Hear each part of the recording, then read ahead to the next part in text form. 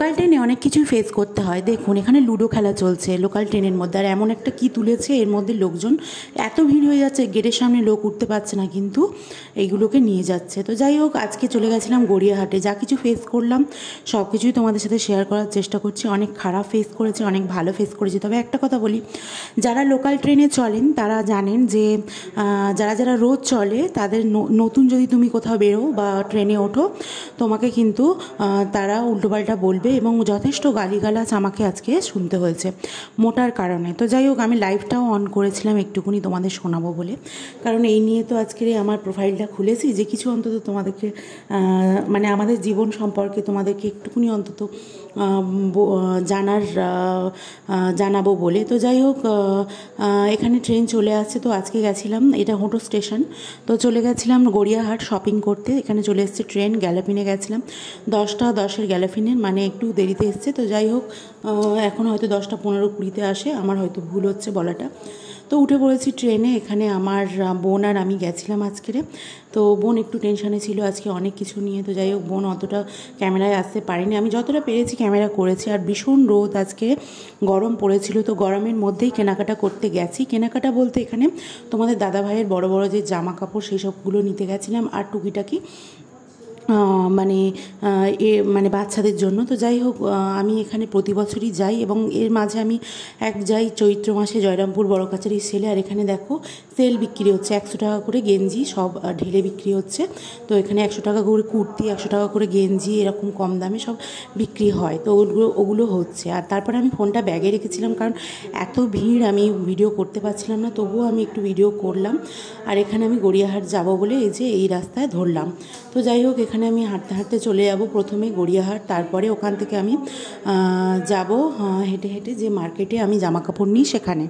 তো এখানে এই যে 3 মাথার 4 মাথার মোড়, মানে এখানটা এলে আমি আগে অনেকবার গুলিয়ে ফেলতাম, কিন্তু এখন অতটা গুলিয়ে ফেলি না। আগে বলতে 5-7 বছর আগের কথা বলছি, এখন অতটাও গুলিয়ে ফেলি না। সামনে আমার বোন হেঁটে হেঁটে যাচ্ছে এবং আমি পিছনে ভিডিও করতে করতে হেঁটে হেঁটে যাচ্ছিলাম। আর এই দেখো ব্যাগ, জামা, জুতো, বেড কাপড়, মানে সমস্ত কিছু সম্ভার এখানে অ্যাভেলেবেল। সমস্ত ড্রেস, জুতো, মানে কসমেটিক জিনিস সমস্ত কিছু। আমি কিন্তু কিছুই কসমেটিক জিনিস আজকে নিইনি।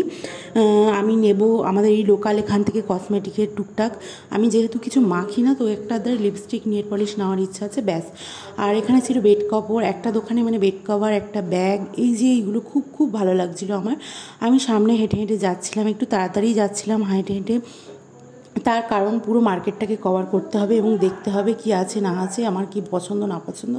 তো এই যে তোমাদের দাদাভাই আমি বাইরে বেরোলে একটু টেনশন করেন, কারণ লোকে উল্টোপাল্টা বলে। আর দ্বিতীয় কথা, আমাকে মানে এই মার্কেটিং করতে গেলে অনেক সারাদিন মানে দেরি হয়ে যায়।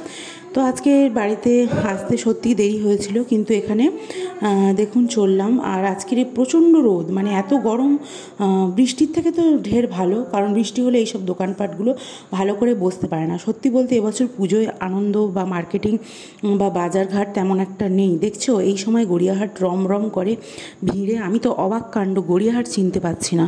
মানে গড়িয়াহাট মানে পুজোর সময় কেন, এই সময় মানে নর্মাল সময়েও যতটা ভিড় হয় ততটা মানুষের মন মানসিকতা, মানে মন ভালো নেই যে এখানে এইসব নেবে। তো যাই হোক, এখানে এই যে চলে এসেছি এখন গড়িয়াহাট মার্কেটে। তারপরে ওই ঠাকুমার সাথে দেখা হলো, ঠাকুমাকে কিছু দিলাম, দিয়ে তারপরে এগিয়ে যাচ্ছি। এরকম করে আজকে ট্রেনেও একটা ঘটনা ঘটেছিল, যাওয়ার সময় একটা কাকু ওরকম শরীর অসুস্থ লাগছিল। তো যাই হোক, যতটা পেরেছি যাকে পেরেছি সাহায্য করেছি। আর এখানে এই যে মানে এই দোকানটা ছিল মানে সমস্ত কিছু কসমেটিকের, আর এটা পুজোর অফার চলছিল, এখানে জুতো, জামা সমস্ত কিছু অ্যাভেলেবেল ছিল। তো যাওয়া হয়নি। আর এগুলো আমি প্রথমে দেখতে দেখতে যাচ্ছি, তার কারণ আমি সোজা যাচ্ছি সেই জামাকাপড় দোকানে যেখানে আমি প্রতিবারে জামাকাপড় নিই। তো এখানে চলে এসেছি, আর এখান থেকে সোজা যাচ্ছি মার্কেটের দিকে। তো যাই হোক, সারাদিন এইভাবেই কেটেছে বোন আর আমার।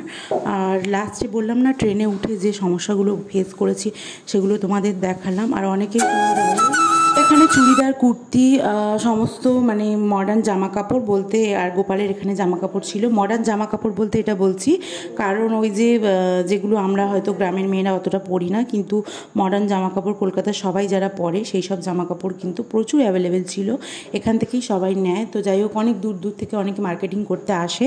কিন্তু এবছর বিষয়টা হলো কেউ এই অভয়া কাণ্ডের পর কোনো কারোরই পুজোর ভালো ইচ্ছা মানে কেনাকাটা করার ইচ্ছা নেই, আমারও নেই। কিন্তু কি করব, আমাদের জামা কাপড় তো এখানে অ্যাভেলেবেল নেই, এখানে তো পাওয়া যায় না।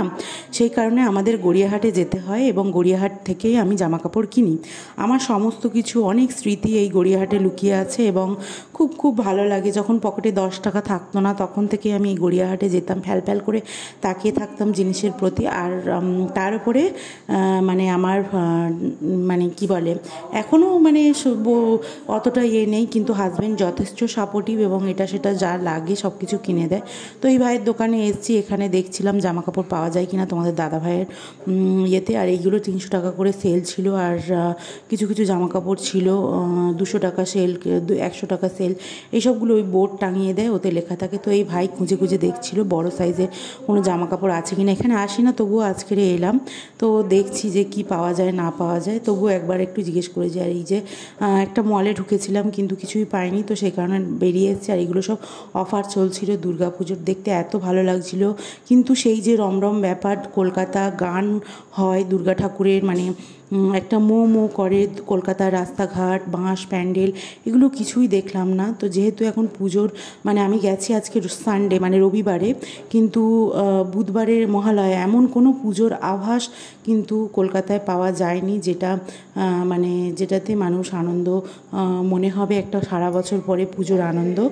তো যাই হোক, এই যে দেখো এই কানের দুলগুলো পছন্দ করছিলাম, আমার ননদের জন্য দেখছিলাম, তারপরে আমি দেখছিলাম আমার শ্বশুরের মেয়ের জন্য মানে বোনেদের জন্য, তো সেইগুলোই আমি 2 জোড়া নিয়েছি, আর ননদের জন্য 1 জোড়া পলা নিয়েছি। তো যাই বলো, এখানে কিন্তু অনেক কিছুই অ্যাভেলেবেল এবং 100 টাকা 50 টাকা 150 টাকা এরকম সেলের মধ্যে পাওয়া যায় এবং অনেক কিছুই। তো সারাদিন কিছুই খাওয়া হয়নি, খাওয়া হয়েছে বলতে আমার কিন্তু শুধুমাত্র মানে টুকিটাকি জল, লস্যি, শরবত এইসব খেয়েছি, আর কিছু নয়, কারণ ঠান্ডা ছিল। আর একটা জলজিরা পাতিলেবুর জল খেয়েছিলাম, ওটা মিষ্টি ছাড়া, খুব সুন্দর, যেহেতু আমার সুগার। আর যাই হোক, আমার বোন কিন্তু সব সময় আমার সাথেই ছিল, আমার সাথে সাথে যাচ্ছিল, ব্যাগ নিয়ে নিচ্ছিল, বলছিল তোকে নিতে হবে না, আমাকে দে। তো আমার বোন কিন্তু খুবই ভালো। আর যাই হোক, এখানে আমি ভরসা করে আসতে পারি আমার বোন এলে, সেই কারণেই। তো যাই হোক, এই যে ভিডিওটা অনেকটা বড় হয়ে যাচ্ছে, সেই জন্য একটা পার্ট আজকে দিলাম, আর একটা পার্ট পরে দেওয়ার ইচ্ছা রইল। বেশ কিছুদিন ধরে আমি ভিডিও পোস্ট করতে পারছি না, তো প্লিজ নেভার মাইন্ড, আমি একটু সমস্যার মধ্যে আছি। আজকের ভিডিওটা এই পর্যন্ত, টাটা সবাইকে, পরের ভিডিওতে দেখা হবে।